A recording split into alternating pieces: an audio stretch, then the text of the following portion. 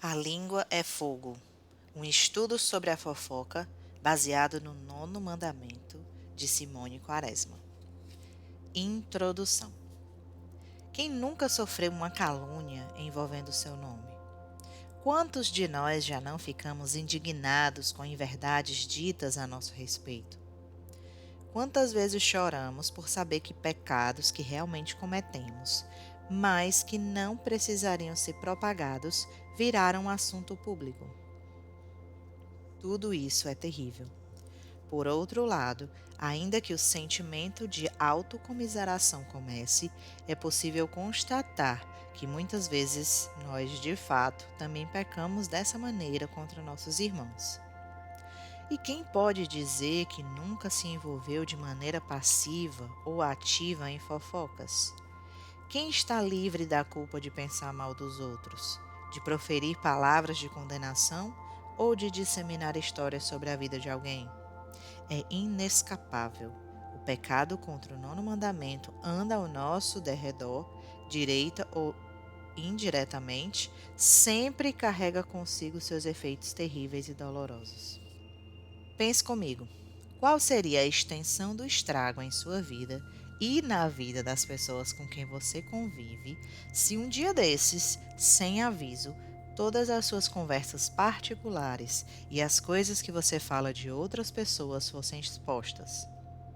O que aconteceria se você mandasse mensagens de texto para uma amiga falando de uma terceira e, quando percebesse, tivesse enviado exatamente para essa amiga de quem estava falando? Quantas vezes isso quase aconteceu com você? Essa ideia parece assustadora? Saiba que é dever de todo cristão pensar constantemente com zelo e cuidado em suas próprias palavras. Fazer as seguintes perguntas talvez nos ajude a reavaliar a forma de lidar com a língua. Será que tudo que falamos em oculto é lícito o suficiente para ser declarado, se necessário, em público? Será que as pessoas de quem falamos ouviriam tranquilamente, sem nenhum tipo de mágoa, o que dizemos delas para terceiros? Entendemos de fato o alerta constante da Bíblia para com o nosso modo de falar? Por isso, se existe uma área de nossas vidas que deve ser constantemente vigiada, eis que é o modo como utilizamos a língua. Nós, por natureza, somos seres comunicativos e gostamos de nos expressar com palavras, muitas palavras. Deus nos criou assim e tudo o que Ele fez é bom e muito bom. O problema, como sempre, é o pecado. Nesse caso, mais especificamente, o da língua.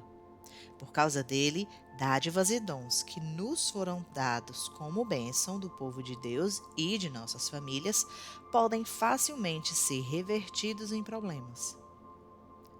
Muito embora se dê pouca ou nenhuma atenção a esse tipo de pecado, ele é largamente tratado na Bíblia, com admoestações severas e castigos assustadores para aqueles que não retrocedem. Numa rápida pesquisa em qualquer chave bíblica, pode-se ver a abundância de textos sagrados que advertem quanto ao uso santo e piedoso dos lábios. Apesar disso, poucos são os púlpitos que se atentam a abordá-lo devidamente.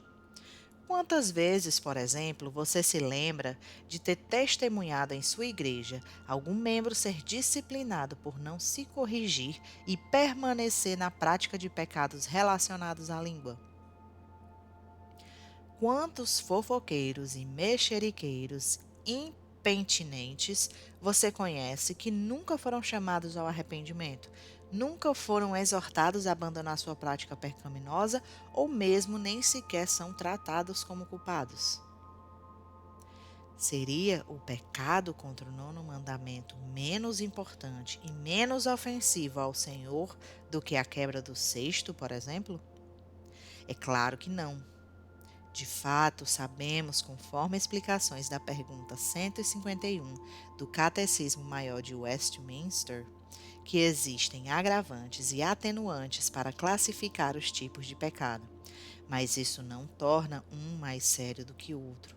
Todo pecado é uma violação da lei de Deus e, como tal, nos levaria ao inferno, além de terem custado o sacrifício expiatório de Cristo para o seu povo. O seguinte texto de Provérbios, ênfase minha, deixa essa ideia bem clara. 6 coisas o Senhor aborrece e a sétima a sua alma abomina: olhos altivos, língua mentirosa, mãos que derramam sangue inocente, coração que trama projetos íncos, pés que se apressam a correr para o mal, testemunha falsa que profere mentiras e o que semeia contenda entre irmãos. Provérbios 6, 16 ao 19. Sim, você leu direitinho. Pecados normalmente atribuídos a pessoas terríveis, derramar sangue inocente e tramar projetos iníquos, se encontram na mesma sentença que condena ter língua mentirosa e semear contendas. A partir desse entendimento, é proveitoso que nos atentemos cada vez mais ao uso da nossa própria boca. Questione-se: será que tenho pecado contra o Senhor nesta área da minha vida durante anos, sem nunca ter me dado conta? Tenho minimizado a seriedade do uso das minhas palavras? Podemos estar enganados, achando que temos progredido na carreira cristã, enquanto, sem nem perceber, estamos nos aperfeiçoando em pecados que simplesmente ignoramos. O romancista americano Washington Irving descreveu o mau uso da língua da seguinte forma: uma língua afiada é o único instrumento de corte que, quanto mais usado, mais afiado fica. Temos progredido no pecado da língua e no aperfeiçoamento em nossa vida? Ou temos reconhecido nossa fraqueza e buscado nos aperfeiçoar no uso santo das palavras? De minha parte, confesso que não se passaram muitos anos desde que eu me dei conta do quanto ignorava a prescrição da lei de Deus. Tenho lutado contra as minhas próprias artimanhas de achar que sou cheia de justiça, a ponto de falar de meus irmãos como se eu estivesse muito acima deles. Assim, sou obrigada a confessar que durante muito tempo da minha caminhada cristã não me policiei suficientemente e não coloquei como prioridade de vida uma língua que apenas construísse e edificasse e nunca destruísse. Sei bem que esta é uma luta que travaremos durante toda a nossa vida. Mesmo tendo farto conhecimento acerca destas verdades, podemos ser todos nós iludidos e enlaçados por nossos desejos e paixões carnais, de dar vazão aos maus pensamentos sobre alguém e utilizar a língua como expressão desse pecado.